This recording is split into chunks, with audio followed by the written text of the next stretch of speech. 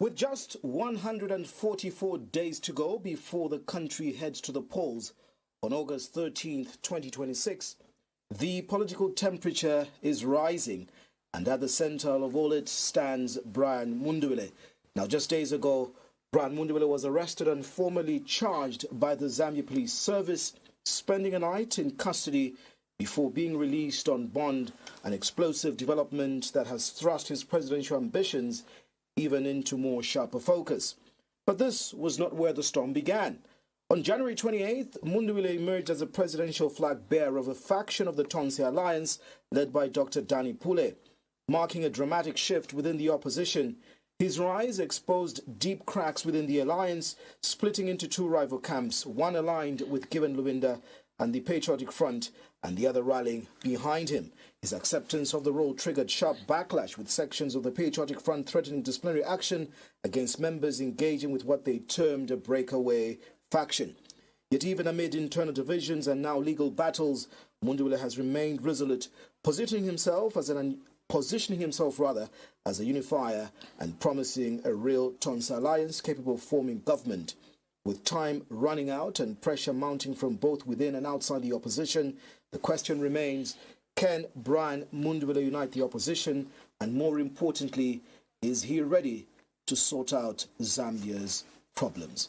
I'll be joined shortly, right after this break.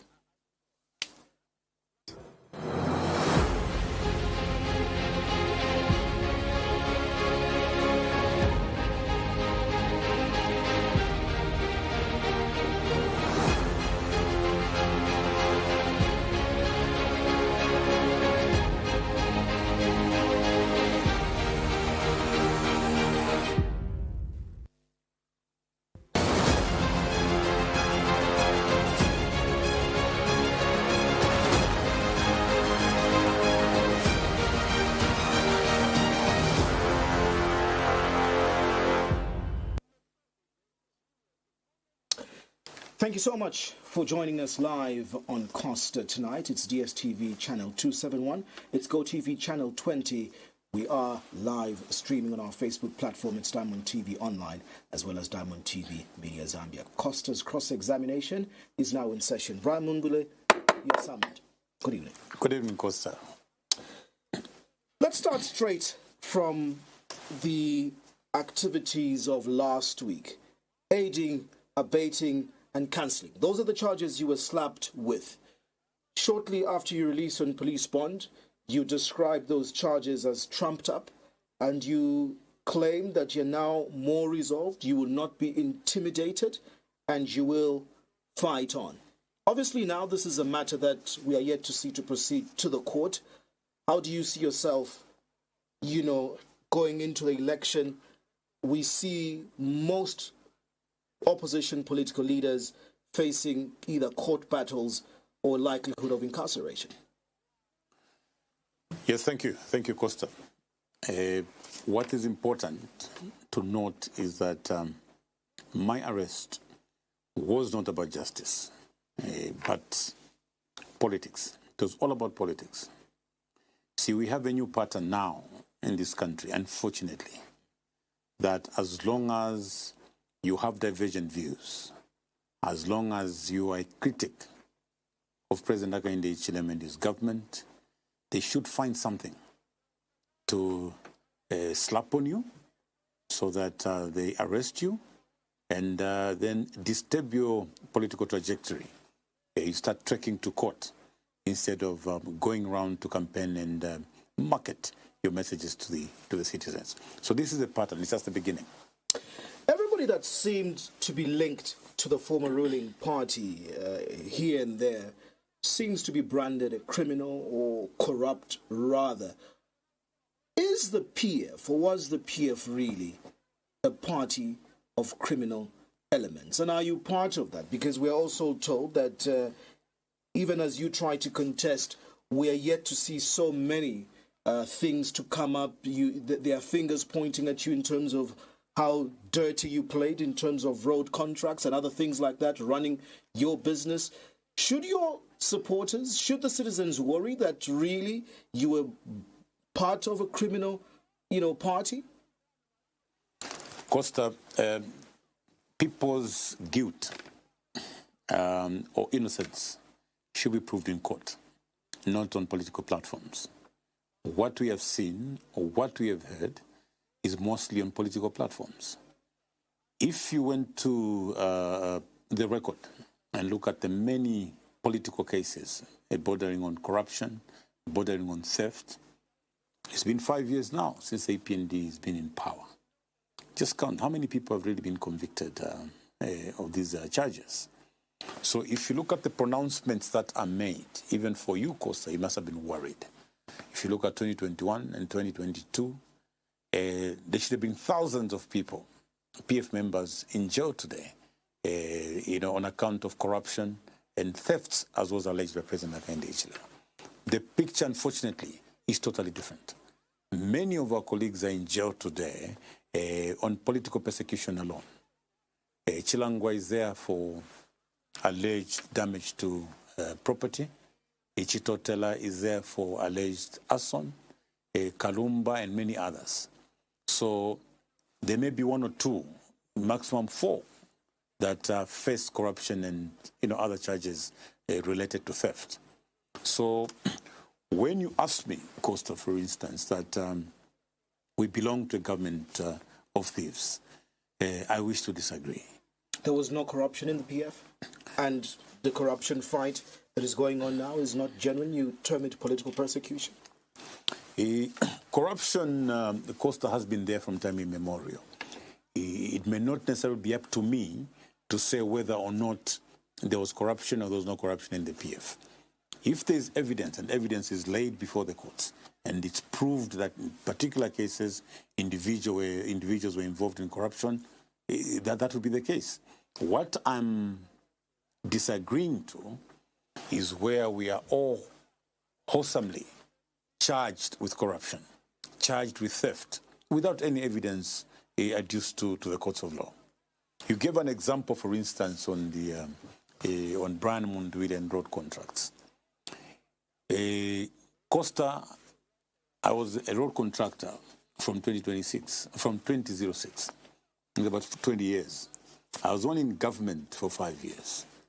And many people thought those that are busy pushing these stories would want to believe I only started doing road contracts when I became a minister. When it's the exact opposite. As a matter of fact, most of the major contracts I would refer to were acquired before I even became a minister, before I became an MP. We ran a company that had been operating, it's 20 years now.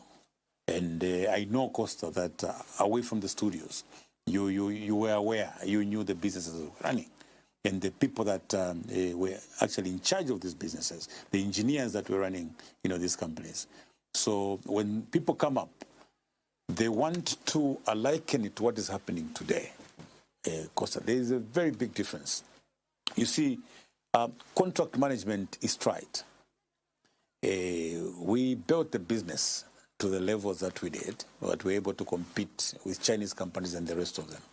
We really had no reason to do shortcuts, along the way and walk away with money. There was no reason. All we did was just simply work and get paid for. Should anything arise from this? I saw one of the statements you earlier made. Would you say on this platform that your hands are clean and there's no need for you to worry insofar as your business in this road contract is concerned? Totally clean. And the supervisors, the client, the government itself, through RRD and local government, will be able to attest to that. Because on all those contracts, of course, I am aware that most of these, all the contracts were actually terminated because the directors of this company, I was one of the directors of these companies, they were unfairly terminated. And they did final accounts on each and every contract. All of them came out positive, meaning that there was no money that was paid on any of those contracts over and above the measured works, as it were. So there is a system. Governments have systems. So if there's any wrongdoing in any case, it does not immediately point to some criminality. Remember that contractors are paid for measured works. And on the interim payment certificates, the engineer can either underpay or overpay because they're just doing estimates. So when they do final accounts on termination, the contract itself speaks to how the contract has been managed. Are you actively running this business? And again, just to be clear, has the business been audited? What about these allegations we hear that your companies were paid money for works that were not delivered? Well, to start with, Costa, you know that we had trained engineers, the people that were running. You are aware about the businesses. I was all the time chairman of the board. I simply chaired the board. There was a management team of engineers, accountants, and the rest of them that were running. But I was at the helm of it. I was chairing the board. There was no money at any time that was paid for work that was not done. The company was only paid for measured works, and that remains the position. That will always be the position. You'll be interested to know, Costa, that there's been over 5 audits on each and every contract from 2022. The results are the same. The company was only paid for measured works. So the statements around that, are meant to disrupt our trajectory so that our supporters should have something on their mind to say, oh, boss in Bekata, there was nothing like that. Yeah. Before we get into discussing really what the Zambians would want to hear, it's solutions to the problems that beg answers for the over 20 million citizens. You say last week's activities of your arrest were political injustice. Just run us through what happened. We're told you were about to fly out and you were interrupted and stopped at the airport before being brought to Ibex Hill. Again, we are seeing stories flying over that some of those interrogations, again, before you were charged, had issues to do whether you were being accused of trying to engage or you've been discussing or meeting people to cause mayhem in the country. Yeah. Just run us through what happened last week. Well, in brief, Costa, it was 40 minutes before takeoff. I was in the VIP lounge waiting for my boarding pass and the passport to be stamped. And then 2 gentlemen just walked in and they said they wanted to have a discussion with me. I was with Honorable Kampampi and my protocol officer in my company. And so they asked whether I was comfortable to be interviewed in their presence. I said I was fine. I really had nothing to hide. So they began the interrogation by asking me whether I knew Vauden Findlay. Of course, I confirmed I knew Vauden Findlay. And these were from the police? They're for Officer of the President. Officer of the President. So they identified themselves and they informed me that there were other officers who were on the way. So they wanted to find out whether I knew Vauden Findlay. I confirmed I did. They asked when last I spoke to him. It had been close to a year, I told them. I last met him in South Africa during President Lungu's funeral. They proceeded to ask whether I knew Moses Katumbi. I said, I know the name. I know the gentleman from a distance. I've never spoken to him before, not even on phone. They asked what I was, sort of discussions I would have with the former president of DRC, President Kabila. I said I'd never spoken to President Kabila before. They asked whether I'd sent an agent to go and visit him. I said I'd not sent anybody to visit President Kabila. Then they asked about my big brother, Xavier Chungu. I said, that is my big brother. I last saw him a couple of months ago, maybe 8 months ago. Sparks Mining. I said, I know the young man. I haven't had any meeting with him. I've seen him. The last time I saw him at the airport. We just greeted. So really, they were just throwing names of people I didn't know. But what was most disturbing, they wondered why I, from time to time, communicate with the Mwata. And remember, in the opening statement, they said they were very worried with my activities. They went on to say I was involved in activities that would put this country on fire. And what sort of activities are those? I asked them, can you please specify, give me particulars of those activities? They wouldn't. They went on to say, we are aware, we got all the information of the mobilization, what you're trying to do to put this country on fire. At that point, I addressed them in a very serious tone. I told them I'm a very patriotic Zambian. I'm a very responsible leader. I want to lead this country as president. I'll be the last person to think of wanting to put the same country on fire. And I say to them that it was going to be better for them to give me better and further particulars on what exactly they meant that I wanted to put the country on fire. Especially that now that even mentioned names, including that of the Mwata. So from there, they kept on saying they had information. I said, well, if you have information, then I'm happy. You should be able to prove it. Mm-hmm. So they proceeded to access my phones, 3 of my phones, using the equipment, and I was watching them. I said, do as you wish. I have nothing to hide. And of course, I was very quick to remind them that even as they did that, they should know that they were conducting an illegal search on my phones. There was no warrant. There was no arrest whatsoever. What was supposed to have been a genuine inquiry turned into a thorough search without any warrant whatsoever. And I addressed the officers very seriously. I said I was very worried. And at that point, you were supposed to have flown out. Did they arrest you from the airport? They did not. They did not. And they said, we've spent money to buy air tickets. If at all you had anything, I'm very accessible. I'm a member of parliament. You could have simply sent a call out.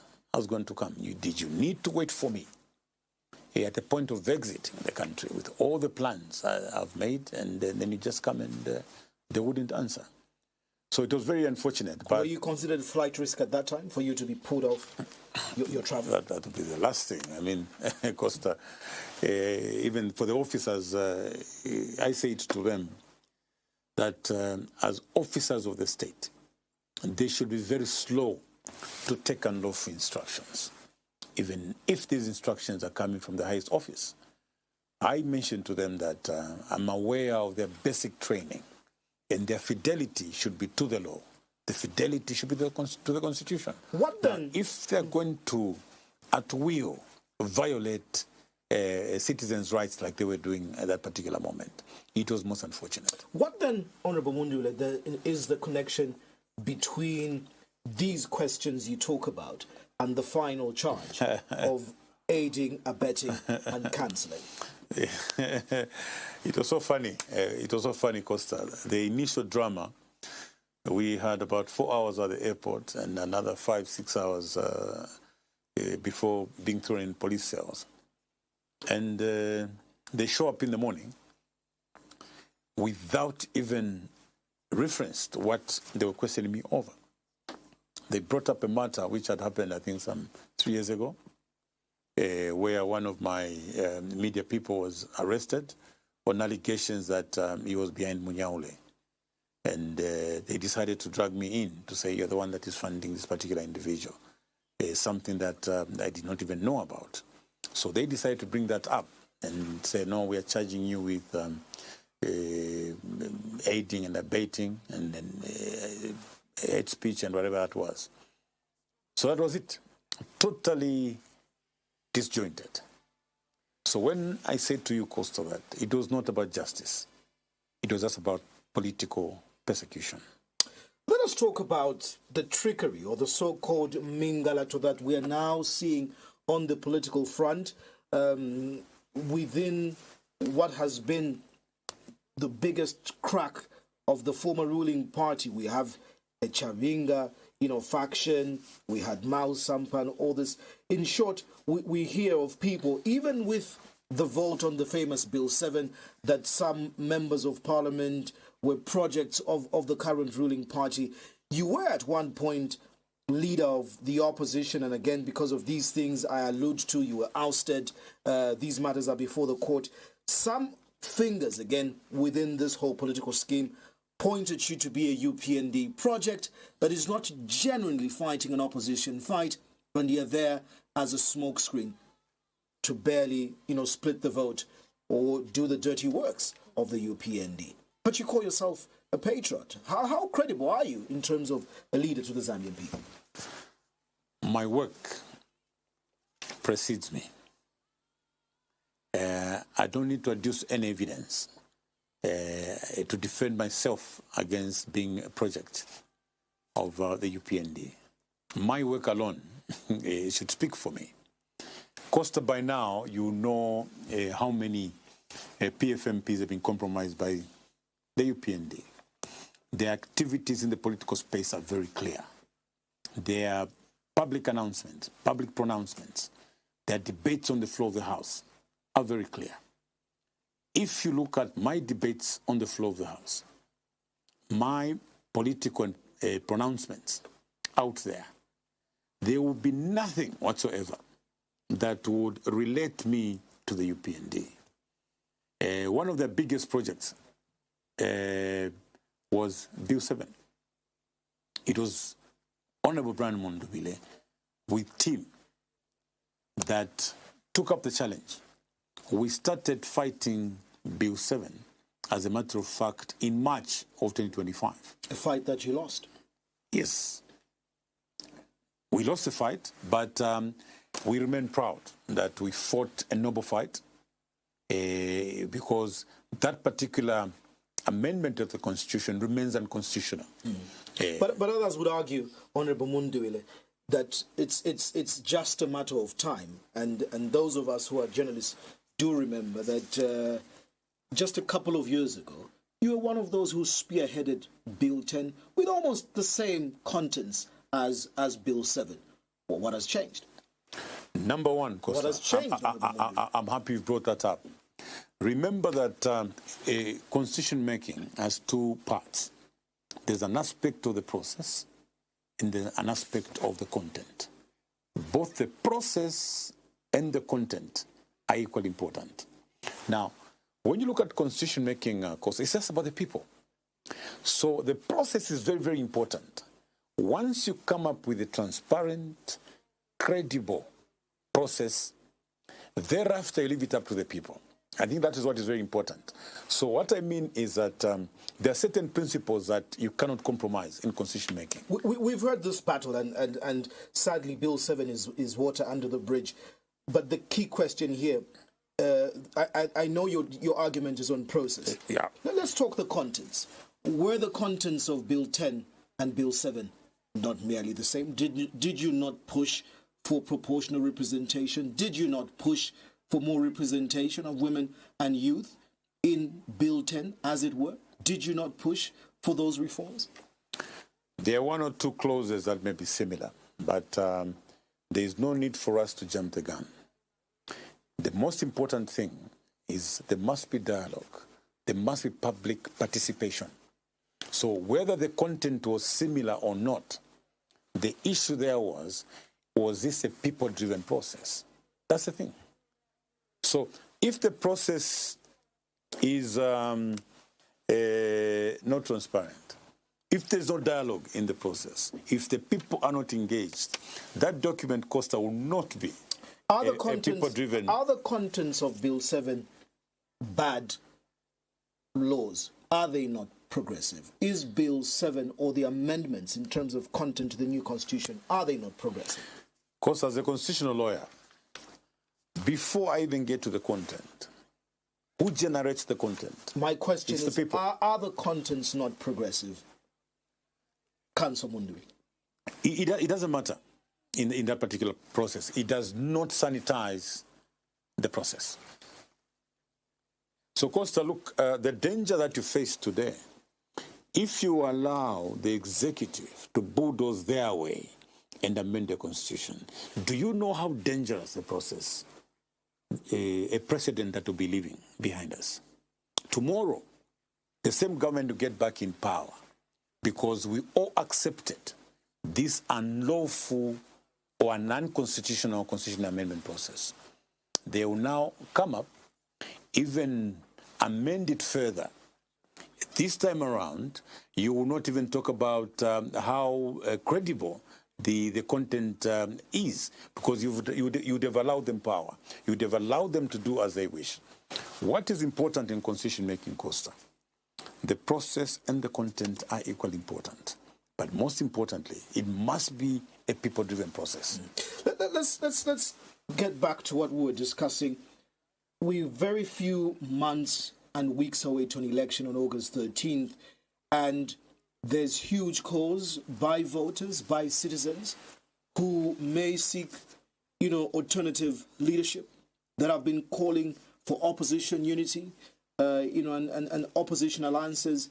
This is quickly seeming to elude the political scheme. We've seen now there's the People's Pact Alliance, there's, is it the Zambia We Want kind of alliance, there's now the PF Pamosi Alliance, then there's the Tonse Alliance, there's the United Kwacha Alliance. What really makes you in the opposition selfish and greedy individuals that none of you can look and put Zambia before your greed to lead? Yesterday, we saw another faction of the PF hold a so-called convention, electing Kanso Makebi Zulu as its president. People were hoping that you and him would work together. We've seen this not happening. You had to break away. Is there any likelihood that 4 months to an election this will work, or it's already set for you, you're going it alone with Tonse? Well, first of all, Costa, it must be made clear that opposition unity is not optional.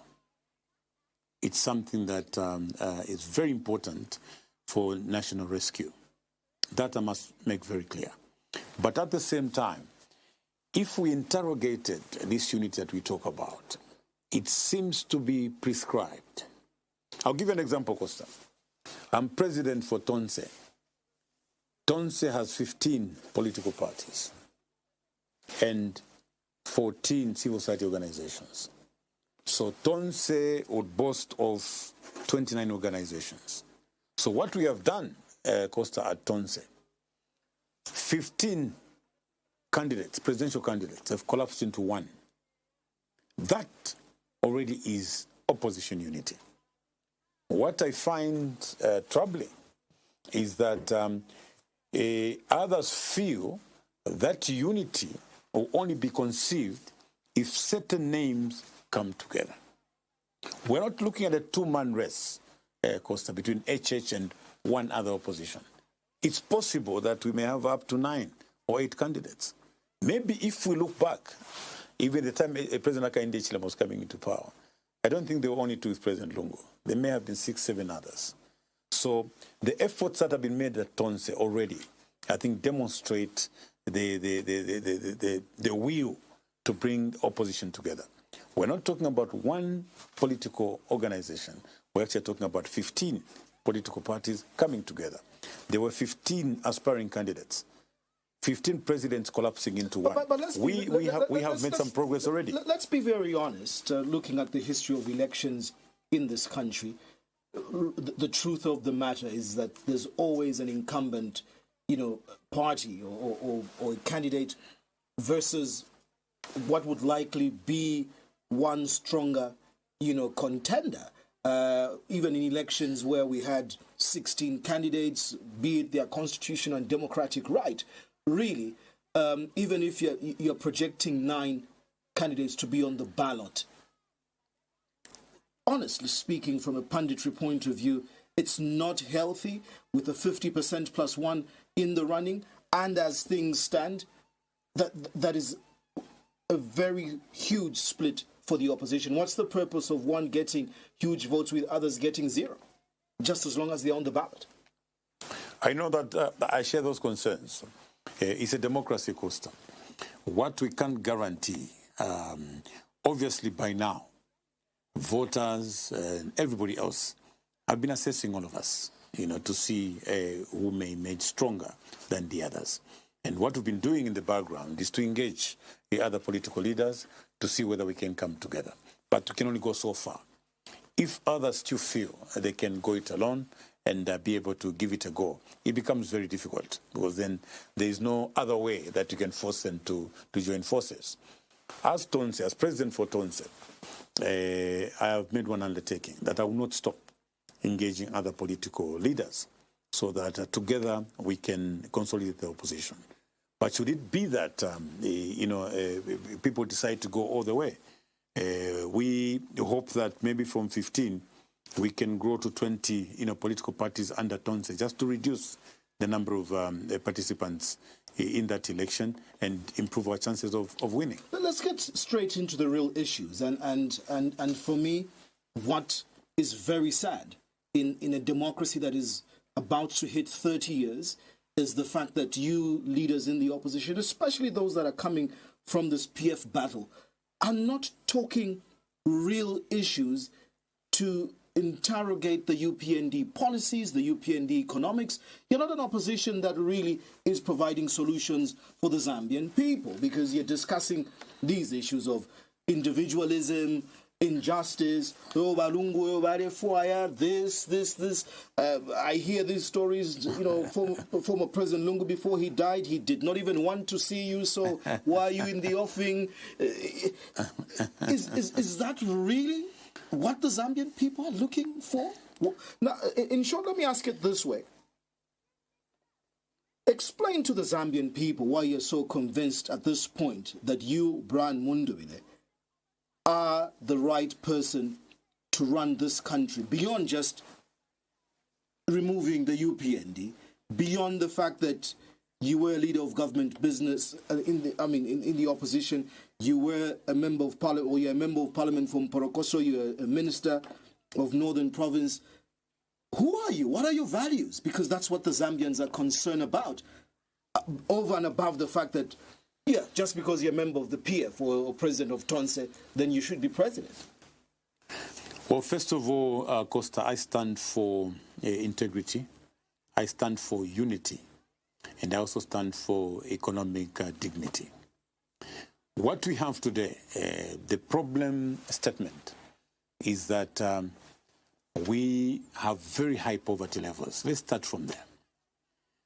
Brian Mundubile is coming into the leadership, not for personal survival, but for national transformation. Brian Mundubile loves Zambia. He wants to put Zambians first. He wants to address poverty. He wants to attend to things to do with wealth and job creation. Mundubile wants to attend to poverty reduction. He wants to attend to reduction in vulnerability. And he also wants to attend to enhancement of human development. So these are major issues, Costa. If you were to break it down, we are just coming out of 3 years of serious load shedding. We are still in a space where the cost of living is so high. We are in a space where Zambians cannot speak freely. Zambians can't even move freely. Zambians cannot congregate freely as political formations to even exchange ideas.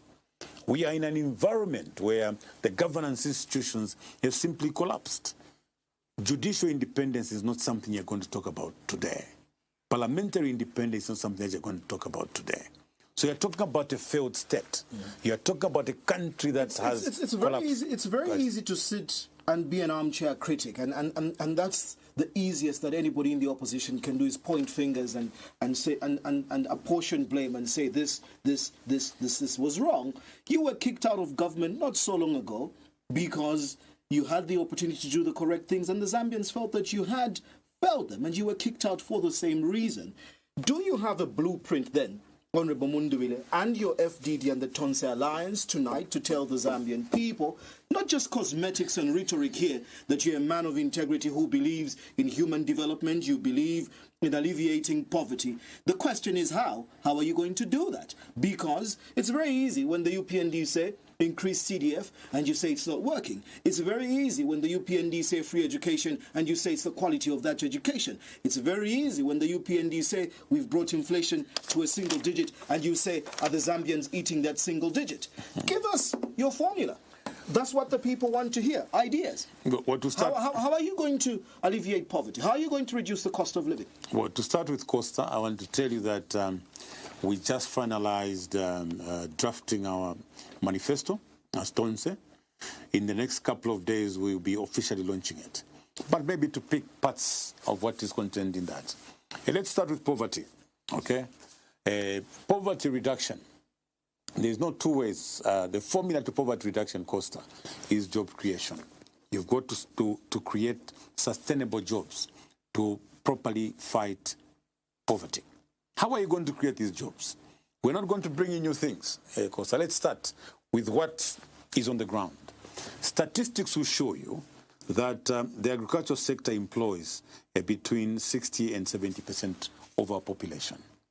So this particular sector is a very, very important sector insofar as job creation is concerned. You know today, Costa, that we have 10 to 12 farming blocks right across the provinces. These were already created. What is required now is investments in these farming blocks. You are not investing to the end. These farming blocks require infrastructure, basic infrastructure, a road infrastructure, a communication infrastructure, and electricity. It's opened up to the private sector. The design of these farming blocks, Costa, these are actually agro-industrial parks.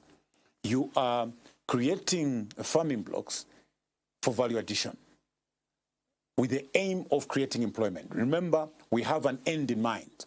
What is supposed to happen? Government intervention is infrastructure in these farming blocks. You attract investments in these farming blocks. These will actually be agro-industrial parks. An average farming block, remember, is 100,000 hectares. This was a government program and already set. The employment per farming block is up to 25,000 workers. This was already worked out. It's not coming from me. We take advantage of what is already there. Out of 10 farming blocks, Costa, you are talking about not less than 250 to 300,000 jobs. What we are talking about there, I want to be very clear, we are talking about poverty reduction. But we have looked at one sector only. Yeah, let's stick to agriculture. When you talk of investment, and you say you don't want to do anything different but to amplify on what is already there, how will you do it? Is this from direct budget support? Because, again, many African countries fall very short of what was agreed in the Maputo Declaration, that at least 10% of the country's budgets must go towards agriculture. The UPND government has set itself under the Presidential Delivery Unit 10 million metric tons that they want to deliver with maize. When you talk of these, industrial parks, you see this happening, what they're doing with Saro and importing mechanization. You see what they're doing now by stopping the importation of fertilizer to produce with United Chemical Fertilizer and beginning to export, and also diversifying from just being mono maize cultured to different things. What difference then are you talking about in this plan? In this plan, Costa, this is a result-oriented plan. Remember, we have one objective in mind, and that objective is to create employment. We have targets. How many jobs do we want to create? So the government investment coming from the budget basically is on infrastructure in these farming blocks. What infrastructure do you want to set up? Roads. These farming blocks need road infrastructure. They need communication infrastructure, because the investors basically, whether local or foreign, will not come where there is no road infrastructure. They will not come where there is no power. They will not come where there is no communication. And what's the time frame? Because these projects you talk about are not small projects. To build roads, to put power, already in the state in which we're in, we need to diversify because of climate change into other avenues of power. You would do this in what time? The first year you'd have completed the infrastructure within these farming blocks. From budget support? From budget support, directly from budget support. And then the investment is coming, from mainly from the private sector. But of course, you've got Zambia National Service, a correction service that can also move in for food security. But the primary objective is job creation. So this particular measure, this particular proposal, Costa, is based on researched information. All it requires is a leadership and political will to implement. Build infrastructure and build roads. What will these farming blocks, be producing? Because for the longest, one of the biggest challenges we've had, and if you want to say you're going to create jobs, the agriculture sector has not grown because our farmers continue to be peasant farmers who depend on the so-called FISIP and e-voucher handouts that has never been a loan that has graduated, and everybody looks at the Food Reserve Agency to be their primary and principal market. For the longest, we've been told we can be the grain basket of the region. We are land-linked and so on. We talk about the smuggling going into the Congo and how Congo is our biggest market, but everything that is going into Congo is coming through South Africa, through Zambia. Everything that we're consuming, by and large, including chips and potatoes and vegetables and sauces and everything, is coming from South Africa. So to create jobs means they must be selling, they must be export. That's right. That's where we've always felt. Under the MMD, under the PF, which you were part of. So you are the same old wine now, trying to dress in a new skin to tell us now you can be different, Mr. Mundubile? No, first of all, Costa, you've actually answered part of the question. You're talking about importing most of the materials that are used in our supermarkets, our restaurants, and also going to Congo. Congo sits as our ready market. So if you look at the challenges that maybe on monocrop, where our farmers are focused on maize, these farming blocks, the model around these farming blocks, Costa, you have an anchor farmer or you have anchor farmers. These anchor farmers will have an outgrower scheme. So our locals, some of them will be participating at different levels as an outgrower scheme, supported by this anchor farmer. So you've got the issues of finance are partially resolved because these outgrowers are actually supported by this anchor farmer, who also acts as a market. He acts as an aggregator. He's coming in as big brother, to be able to provide a ready market for the crops that are grown in that farming block. So the small-scale farmers don't have to worry to go around market research and so on. There's an aggregator. He picks whatever they produce. Is this maize we're still talking about? No, different crops. Different crops, Costa. It doesn't matter what it is. Remember that with this model, most of the farming that is happening now, government really needed to intervene. There is no research. There are no labs on these farms. I mean, our farmers just grow maize because that's what government gives. Now, when you elevate it to that level, farmers will choose the crops that are best suited for the soils in that particular area. Why? Because they've got laboratories in the areas where they're setting up these farms to understand what they can grow and where they would get the best yield. Secondly, there will be mechanization. Some of the challenges, Costa, that our farmers face, I got this information when I served as minister, is the issue of productivity. Okay, so with mechanization, you will see that our farmers will do more for less. So an average farmer today produces between 2.5 and 3 metric tons per hectare. Okay, because they're using handheld tools. The farmers in Mukushi farming block and other areas are going between 10 and 12 metric tons per hectare. So can you imagine the differences? This is where the formula lies. Even if we talk about... Let me just get it straight. How will this work if you were to be president? Are you saying you want to do away with things like FISIP and peasant farmers? I mean, you're talking over 2 million, directly supported peasant farmers that supply into FRA and get this direct government support. The farmers, when we had the farming block in Mukushi and Chisamba, most of these have now stopped producing maize in the way they were doing it. They've shifted to wheat. They've shifted to soybeans. Why? It's business. Simply that the price of maize is no longer attractive. So how will you balance this? Is this going to be a private sector-led initiative? You boot away the peasant farmers. What will you do with them? The farming blocks are already designated. They do not interfere with what the small-scale farmers are doing. We'll continue with FISIP. We'll improve the e-voucher system to try and close the gaps. There's been a lot of thefts in the direct supply system. So we'll enhance the e-voucher system, maintain the farmer input support program. That's a survival line. So what's been happening in Costa, there's supposed to be a graduation process. You go in with FISIP. A farmer should be there for a limited number of years before they graduate to the next level. But you've seen that the number has just been growing because the quantum of support that is given to the farmers is not sufficient to win them off. So what you have is when you have these farming blocks in place, these are operating independent of these small-scale farmers. Remember, like I said in the beginning, the objective of these farming blocks, which will predominantly be private sector led will be to create employment. But at the same time, we will continue to look after the small-scale farmers using FISIP. Except that this time around, we increase the support to the farmers. If you're giving a farmer 6 bags and you simulate it, 3 years later, you realize that he will not be strong enough to stand on his own. So government is forced to compromise and keep them on the register. That sounds very interesting on paper, Honorable Mundubile. The reality is, in 4 to 5 months, if you had to be president of this country, what you will find is that you have a debt of over $14 billion, and you have the IMF in our business and other cooperating partners that have a say in the development of some of these programs. We've had to rework things like FISP, like you're talking about. We've had to rework budgets because the paltry 90% of our budget, and this has nothing to do with either being UPND or PF, who left the debt, who ballooned it.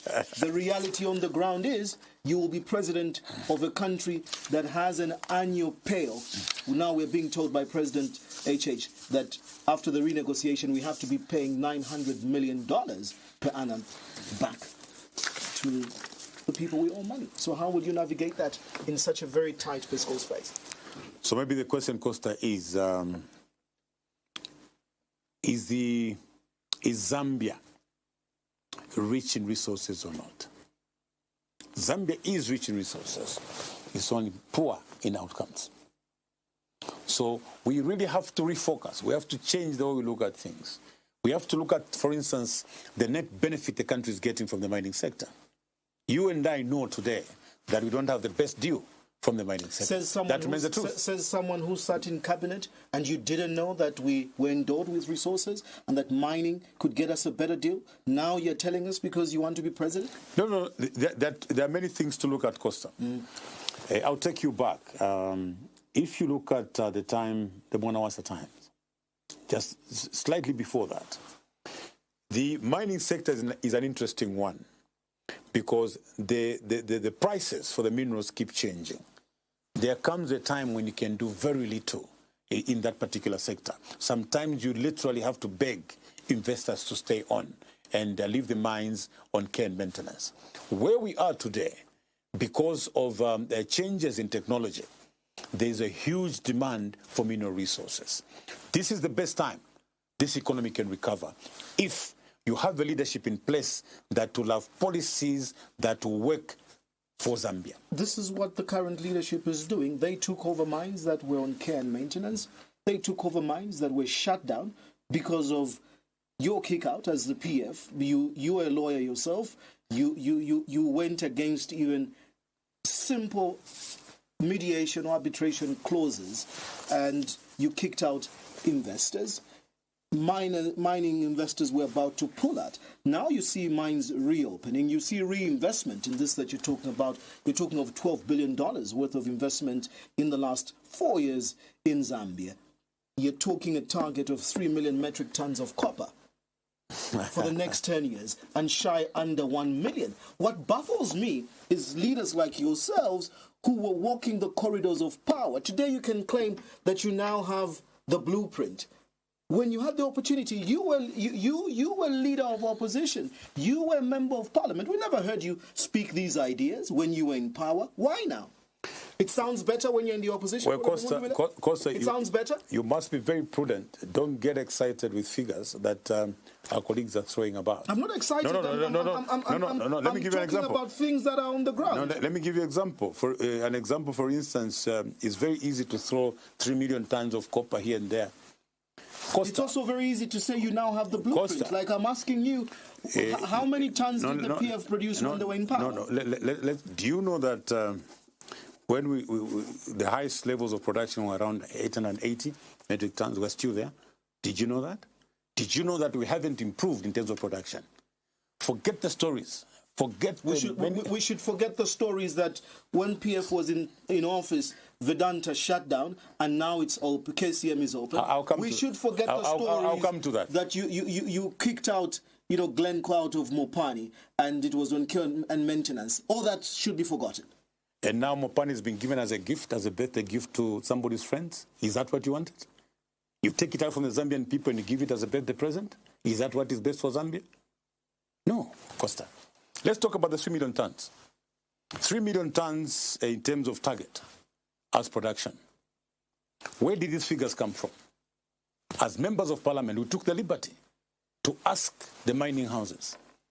This figure should have come from individual mining houses saying, in the next so many years, this is what we're able to do. This was a figure that came from President Hakainde Hichilema and Musokotwane, not necessarily the people that are doing the actual mining. So if it's a figure in the air. So this is a 10-year projection, and if you believe that this is not workable by 2031, what is your blueprint for mining?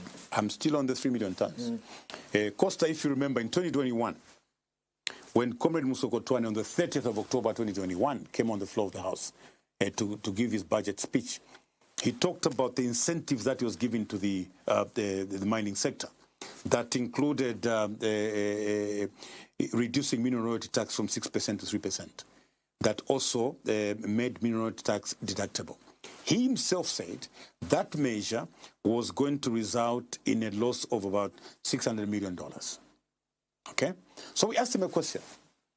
Why are we giving away $600 million when you, Comrade Musokotwane, said you inherited a bankrupt economy? He said, we're doing this to encourage the investors to ramp up production to 3 million tons within 10 years. We are 5 years down the line, Costa. Do you know that we haven't moved in terms of production? We have moved from maybe 880, which was in the last government. We are now at 890. In the meantime, every year we're giving up $600 million. But granted, you know that we were hit with issues of the power problem that affected production. Costa, the power problem can be handled separately. We can talk about that. The challenge I have with you, we can talk about that. The challenge I have with you, our leaders and politicians, is that whenever you're in the opposition, you want to make everybody in government seem as if they are doing the wrong thing. And I want us to talk realistically with the Zambians. You believe that if you came into power in August, would you ramp up this to what?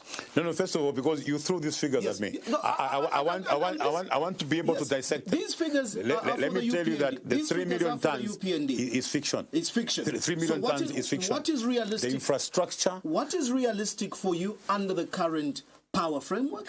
Under the current status quo of an IMF and investment and all this? How will you engage? Because one of the biggest challenges was that there was a lot of policy shift.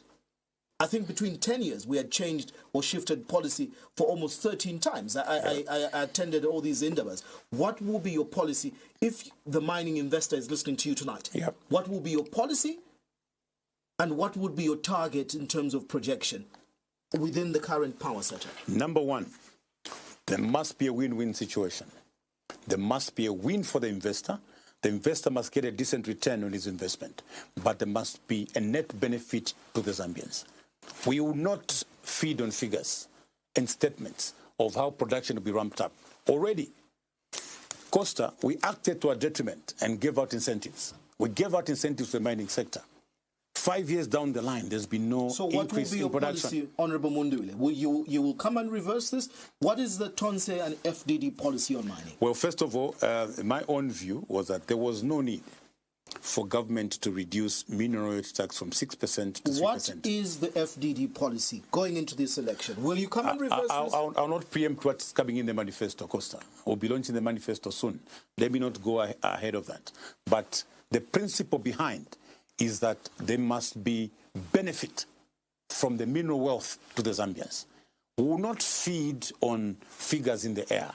Somebody comes to you and says, I'll produce 3 million tons. Let me access these incentives. You of all people must we've lost $3 billion. You of all people must understand in 5 years, Costa, that mining is a business of long-term investment and requires certainty. At a time like this, every investor is looking to the policies of whoever wants to be president, because it matters most. For you to put $1 billion into a green or brownfield project, to put $1 billion into a pit, it's not small money. So what you say here and tonight really matters for sustainability's sake and for certainty's sake of huge investors watching tonight. Exactly. And we cannot be saying we're not sure or we will not, it's a secret, we will not say only. No. We're not talking about being sure.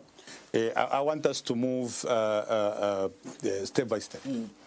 What we will not do, Costa, for instance, is to pretend to have brought in investors when we're just giving away mines as birthday gifts. Let's not run from that. Will you come and create a shock and chase the current investors? Will you come and create a shock and change policy? No. We're not going to chase any investor.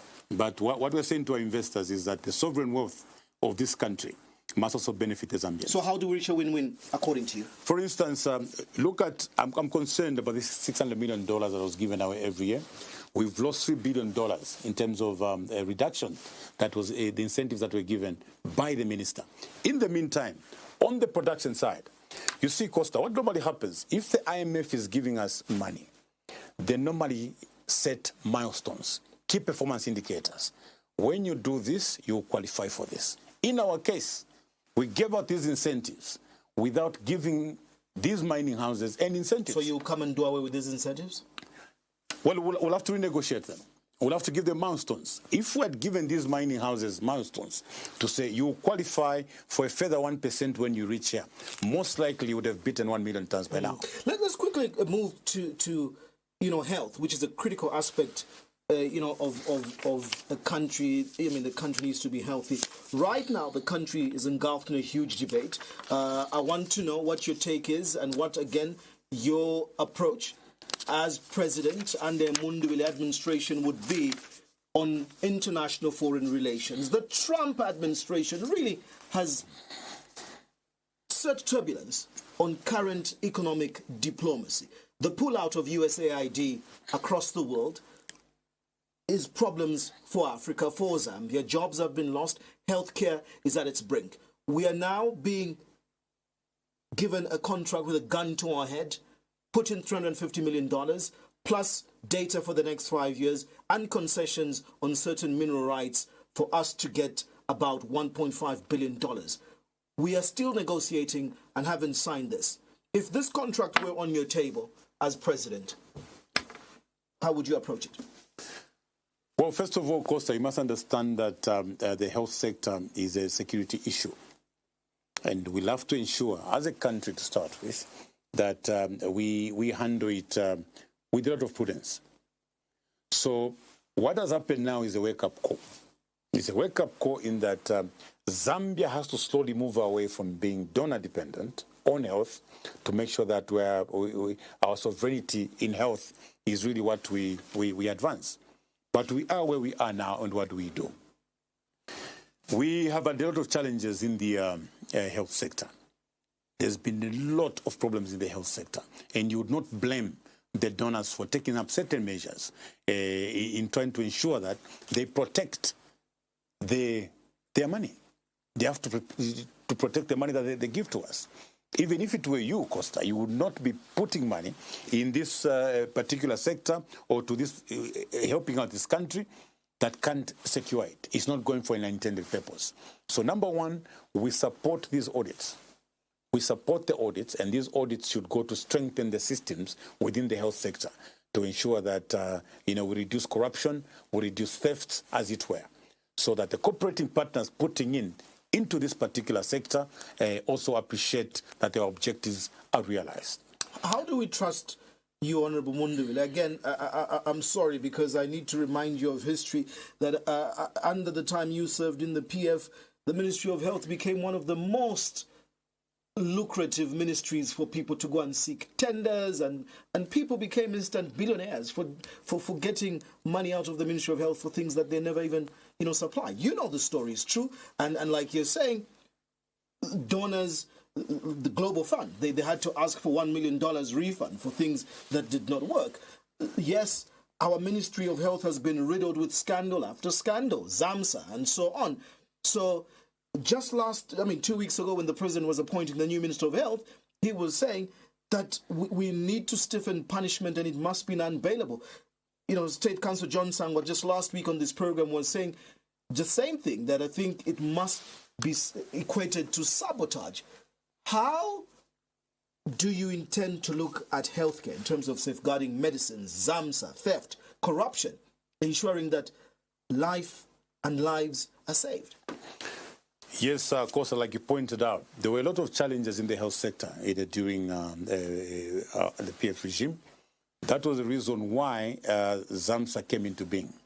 The idea was to remove the procurement of drugs from the Ministry of Health and place it under ZAMSA. I still feel that there's still some more work to be done in terms of reforms for procurement systems under ZAMSA. We'll have to ensure that the processes and the management of ZAMSA is very transparent. I know that it's a new institution. They've been given a lot of responsibilities. There's been a lot of push and pull between Ministry of Health and ZAMSA. You know that that particular unit in terms of procurement was at Ministry of Health. It now went to ZAMSA. So clearly, systems had to settle and reconcile and synchronize. Going forward, we, like I said earlier, need to come up with reforms in the procurement systems at ZAMSA to give confidence to the stakeholders and also give confidence to the citizens, knowing that even the budget allocations given to these particular institutions are properly utilized. Back to my earlier question, Zambia still has this deal on the table with the US. We want your voice as an aspiring leader. How should we approach this deal by the US?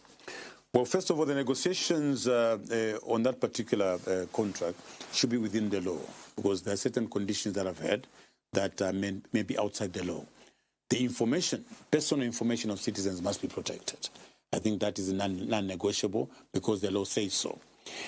On the other aspects, you have a 5-year deal versus a 25-year period within which the other party is to benefit. I think there is need to reconcile the two.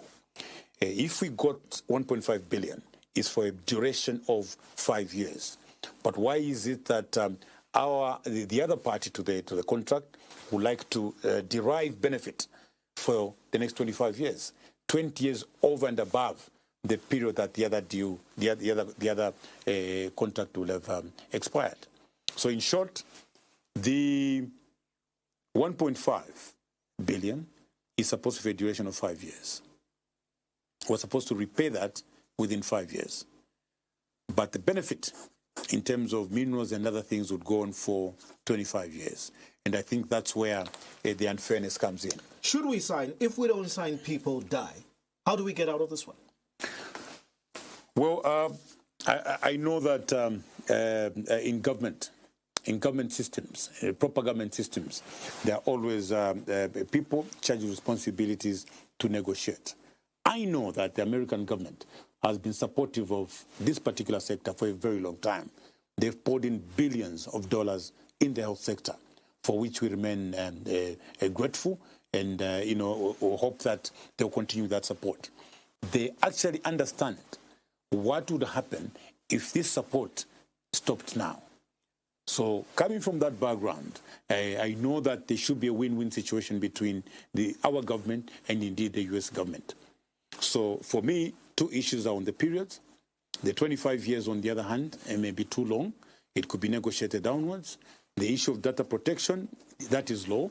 That is non-negotiable because it's part of our law. So you have hope that a better deal can be struck. We should not walk away with this negotiation. A better deal can be struck out of this. As we conclude, let's get into one critical sector, because everything that you talk about, whether it's your industrial parks or your farming blocks, they will require roads, they will require power. Power has become a huge issue, the energy aspect. The UPND government is now talking about open access in terms of both petroleum products as well as issues to do with electricity. Again, I say this in terms of, if you are standing or you're telling the people today that you want to be president, these are the challenges you will find. These are the policies you will find in September, that you have a war that has broken out in Iraq and Israel, and the Straits of Hormuz, which supplies 70% of the world's bulk oil, has been affected. Those problems will not go away 4 months from now. You will find open access policies. You will still find that we're not yet out of the woods in terms of the insufficiency of hydro, power, production, plus the intentions to grow copper production will require power.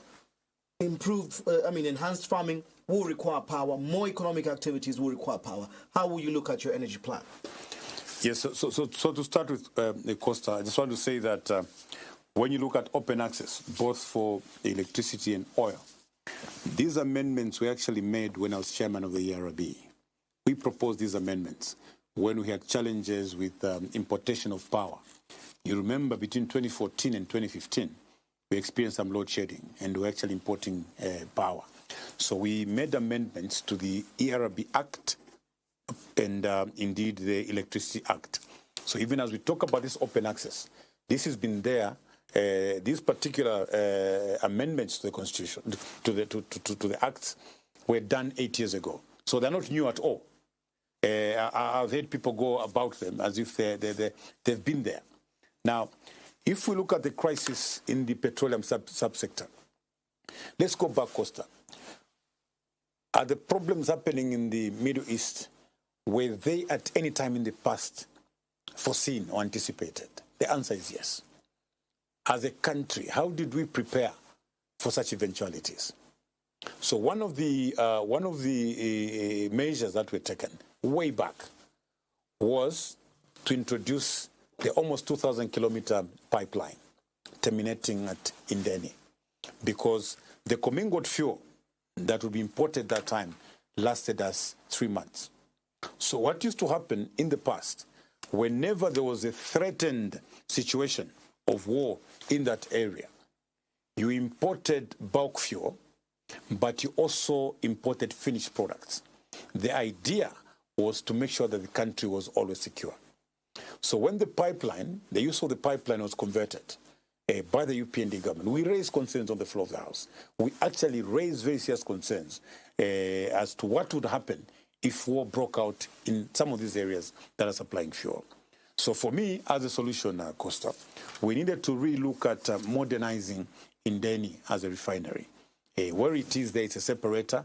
I know that there are some adjustments and modifications that can be made to it so that it's able to process more than one type of crude oil. The challenge that was there then, there was one specific type of crude oil, which was mainly commingled fuel, that it could separate. Without a facility like that, it's very difficult because these are factors outside our control. That's a long-term plan. But if you had to be president, one of the biggest things you will find is still, as legacy, there's still huge debt being owed to AMCs. You're talking over $400 to $500 million worth of money being owed in terms of fuel supplies. And partly the challenge now, the president was meeting with OMCs last week, is because they import and they sell, directly at the moment. Government has no storage. What would be your immediate measures? Well, of course, when you look at... Would you change the procurement structure? Not at all. The procurement structure can still continue. But what we should be concerned with, this war that has broken out is not the last. The storage facilities that are dotted around the provinces, there is need to build more storage facilities around the country. Because clearly the instability in the countries abroad will definitely continue affecting us. So the only solution is to try and elongate the period that we can survive without any fresh importation. And that can only be through increased storage. What about the talks of Africa looking inwards? I mean, for the longest we've been talking about what we can do with Angola. There's been fresh injection now into the Tazama pipeline. I was seeing a story just today that some African governments are looking now at the Dangote oil refinery. Shouldn't we be looking inwards at us? Of course, ultimately that's a solution. Ultimately, Costa, that is a solution. If we can get oil from within Africa, why not? But of course, this is something that would take a very long time. In the immediate, the pipeline exists, Indeni exists.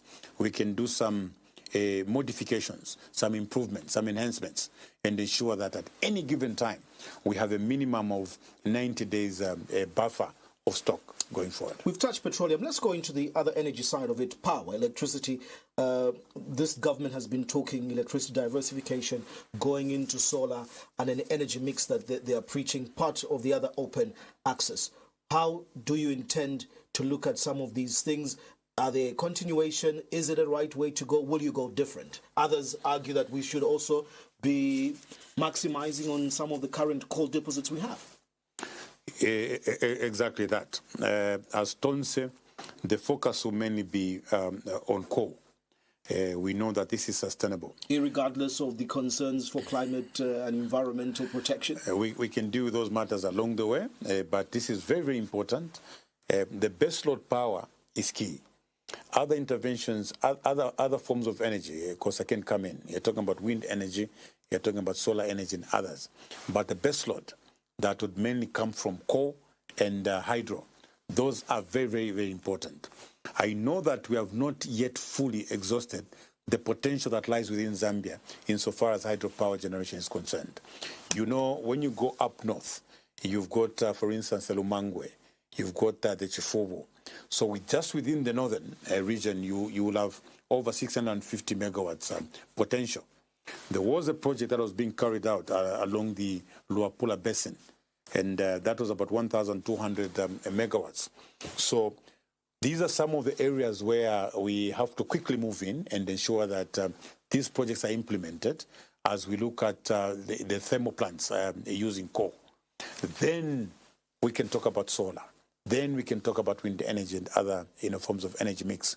Of course, the open access under the electricity subsector has been very progressive. Like I said, these particular laws were amended around about 2018, 2017. The idea there really was that even the private sector, the power producers, should be able to wheel their power to the other various markets. We need to look at transparency within which this open access is managed. Sometimes there can be abuse of ZESCO assets by the private players, supported by those in power. So really, even as this particular policy is working, we need to look at it. We need to look at it seriously to ensure that people are not taking advantage of these particular policies to the detriment of ZESCO. I know we cannot touch everything, and we should have more time to debate and test your manifesto and your policies, which are yet to launch. But in any campaign, people have now verified their voters' credentials physically and online. They have to make a choice, and you're telling them it could be 9 choices they have to look at. Campaign messages are very clear. Donald Trump would say he wants to make America great again. Barack Obama says, yes, we can. Hakainde Hichilema says, Bali will fix it. What are you telling the Zambian people?